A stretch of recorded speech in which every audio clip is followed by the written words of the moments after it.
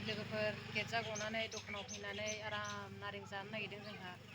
बिमानै सानै दंफैयो नै बिमानैया नै बेबो बिमानै बेनाबो फेसबुक दं दै लोगोफोर फल' खालाम मा नाममोनलाय आनैना फेसबुकना एम नार्जारि खालामना हो बयबो एसे गोथाव जानो नागिरदों नै जोङो बानलुबो देखाबाय नै जि मोजां जानोसै लोगोफोर जोंहा दाखालिबो जादों खननै जानोसै नारें जानाया बानलु सिब्र' थाइसे होनानै देबावदोंहाय लोगोफोर एसे आलु होनो आङो बिसोरखौ जा गोथाव लगायनानै जाहोनोसै आं बिसोरखौ दिनै दखानाव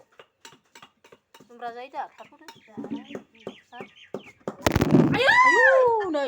मबाइलसो हगारदों आरो नायसनाखै आङो आंहा भिडिअ खालामदों मबाइलखौ खोख्लैफैदों सासे आब'आ नै नै नै नै जारलासो होखायो दा गय सुफारि जानाया सासे नै थाजा गय सुफारि जानो हागौ बियो हाथाया नायनि हाथाया मोजाङै एवहाय मोजां देखाय एसे नायथो बेरखांबावसो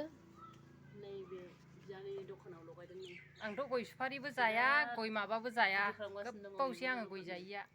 इउटुब दङ नालाय खामाव फैदो बागदावनानै नारें फिथाइखौनो खोख्लैबाय ओमफ्राय बिमानैया नै सुनानैसो लाबोगुलायलायबाय नै बेस्रा बागदावना नारें फिथाइखौनो खोख्लैना होदों एसे जेरबावनोसै दे मोजां लेबदो आनै जि गोथाव जानोसै सालाखौ खसा मारिदों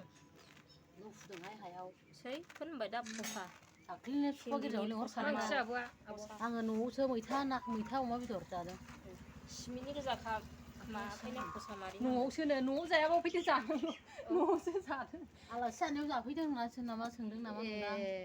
आं न'आव जाना फैखादों मैथा नाजों माबाजों बेदरजों थिगसे जानोसै लोगोफोर दिनै